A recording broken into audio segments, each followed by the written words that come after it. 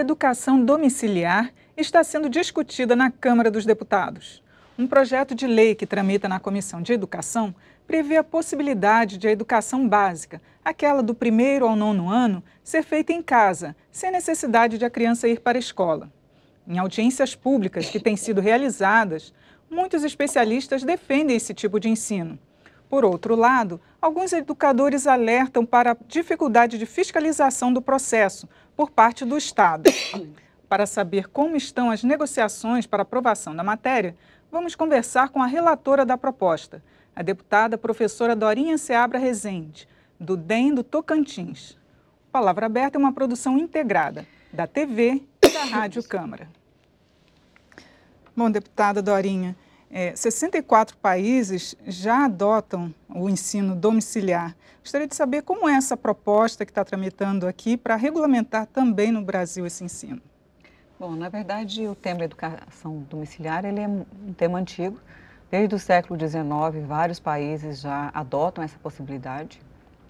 E o Brasil vem resistindo a essa discussão. A proposta apresentada pelo deputado Lincoln Portela, ela é simplesmente uma proposta de alteração da LDB, em que colocaria a possibilidade da educação domiciliar, desde que cada município, cada estado regulamente.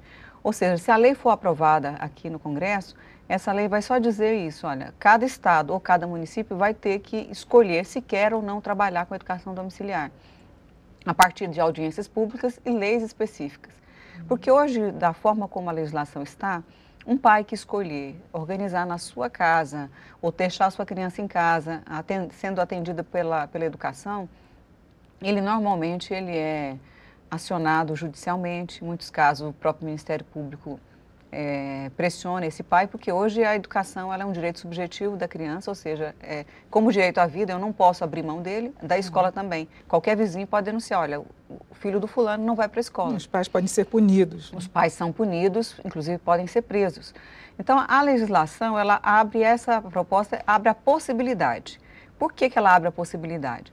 Porque para se concretizar, ou seja, para acontecer de verdade, o município vai dizer se ele tem condição de estabelecer esse acordo, porque vai depender de acompanhamento, de exames, de monitoramento, isso demanda pessoal e demanda custo.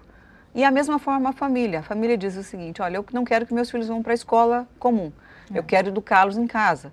Por questão de religião, por questão da qualidade da própria educação, por fórum íntimo, por escolha. Só que nós não podemos negar o direito da criança, ela tem direito a aprender os conteúdos regulares que vai dar a chance para ela prosseguir depois na escolarização dela.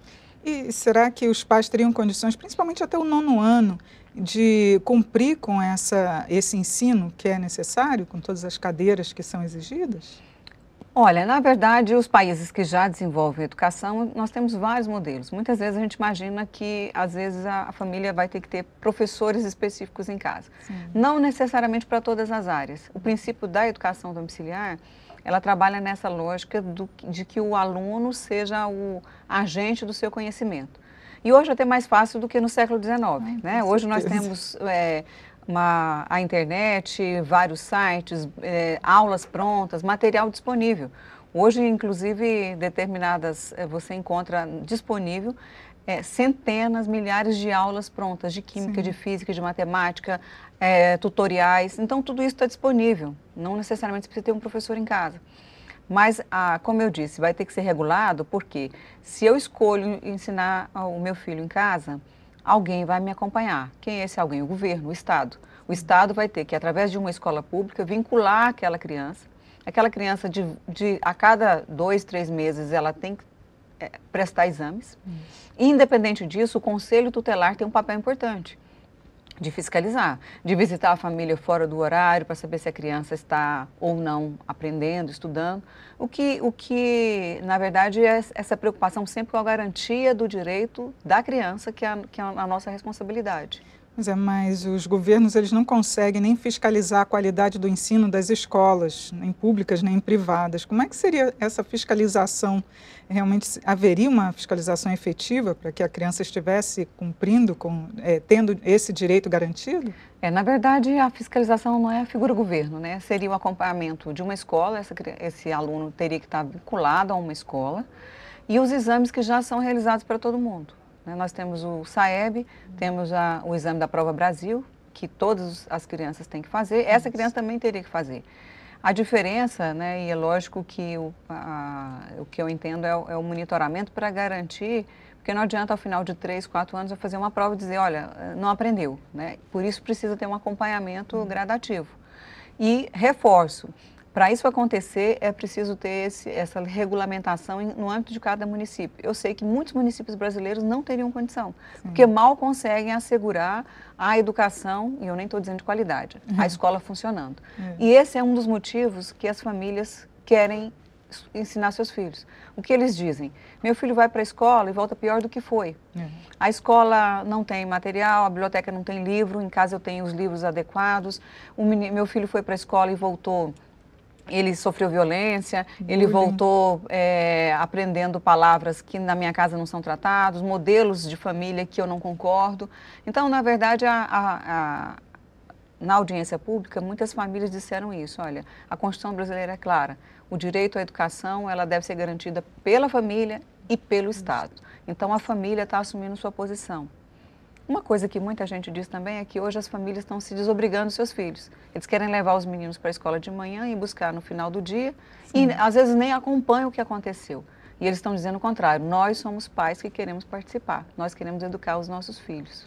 Agora, a gente está com uma enquete no site da Agência Câmara, mais ou menos umas 4.000 pessoas já responderam e 72% das pessoas disseram que apoiam a educação domiciliar. Você acha que vai ter um número muito grande de famílias que vão pressionar até o seu município para adotar essa educação? Olha, a realidade de onde funciona não mostra esse número, né? Eu acho que as pessoas aí estão mais mostrando uma sensibilidade, reconhecendo a possibilidade da escolha da família, reconhecendo que a educação pública está longe do que nós gostaríamos e que isso seja colocado, como eu disse, como uma possibilidade, né? A realidade concreta nos países que adotaram a educação domiciliar não mostra que houve uma avalanche de gente deixando de ir para a escola. Até porque, como eu disse, dá trabalho, né? Os pais precisam se comprometer, eles vão ser acompanhados, monitorados. Se eles não cumprirem, o primeiro que vai ter, que é lesado são seus próprios filhos. Então, assim, eu não acredito que tenha um quantitativo tão grande de adesão. Mas o projeto já prevê uma responsabilização para os pais que não realmente encaminharem seus filhos, porque muitos podem levar os filhos para trabalhar mais cedo. O projeto já tem essa previsão? Na verdade, a legislação ela já o fato de flexibilizar o modelo de atendimento não diminui o que já está na lei de assegurar o direito à educação. Então, tanto eles vão ser acompanhados, como, por exemplo, um determinado município que regulou, fez as audiências públicas, o município assumiu o compromisso de implantar. Quando ele assume o compromisso, ele assume responsabilidades também. Ele vai ter que dizer quem vai acompanhar, em quanto tempo, como é que ele vai dar condição. A mesma coisa da família. Então, entendo que é um pacto que vai ser estabelecido. O Ministério Público vai poder acompanhar os conselhos estaduais e municipais, os conselhos tutelares. Então, é um comprometimento que envolve Estado, envolve família e a sociedade. Por isso, entendo que não é uma coisa que tão fácil de ser construída. É muito mais essa possibilidade, a sinalização, principalmente nesse entendimento da possibilidade de escolha, né? E de um modelo pedagógico diferente. Essa criança não vai ficar ali só no livro didático. Lembrando que, infelizmente, nós temos muitos professores sem qualificação, né? Todo esse olhar, ele não diminui na questão da educação domiciliar.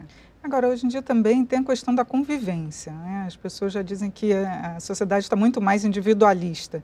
Essa possibilidade não aumentaria ainda mais essa questão do individualismo? Então, esse foi inclusive, das minhas perguntas aos especialistas, a questão da socialização. É lógico que nós não estamos querendo dizer que a criança se socializa só na escola, né? Lógico que não, tem outros espaços coletivos, mas a escola também é um espaço de socialização. E muito do que os especialistas colocaram foi isso, olha, eles vão ter outras oportunidades e às vezes a socialização que ele vai ter naquela escola, em que o índice de violência, em que um professor é furado, que é violentado, os alunos são violentados, não é isso que eu quero para os meus filhos. Então, na verdade, eu acho que a discussão desse tema, ele traz junto com ele muitos temas relacionados à questão da qualidade, à questão da violência na escola, à questão da formação do professor, porque também entendo que, suponhamos que um município resolva adotar, nesse pacto que eu disse combinado. Eu entendo que é preciso essas famílias terem, inclusive, orientações. Né? Como a gente faz capacitação e orientação, essas famílias também terão que ser... O projeto já prevê essa capacitação? Na minha proposta, eu ainda não concluí o relatório, né? O projeto não prevê, mas a minha proposta, eu tenho uma tendência a abrir a possibilidade, mas com uma série de condicionantes, garantindo com essa preocupação, né? de orientações, de acompanhamento, de fiscalização fora, inclusive, do período acertado, que essa criança fique vinculada a uma escola, porque, como eu disse, se eu abro a possibilidade, mas eu abro com condicionantes, o município, ao estabelecer, ele vai fazer isso sabendo se pode ou se não pode, porque senão ele vai ter que responder legalmente pela sua negligência. Claro, então a senhora vai alterar o texto inicial, né? Eu tenho que apresentar com substitutivo, porque para dar segurança para qualquer possibilidade de escolha dentro dos municípios e do Estado, segurança para a gente fazer a escolha garantindo o direito da criança. Seriam exigências para os pais e para o governo. Para o governo. Né? Tá ok, professora Dorinha, muito obrigada pela sua participação aqui no Palavra Aberta. Eu agradeço.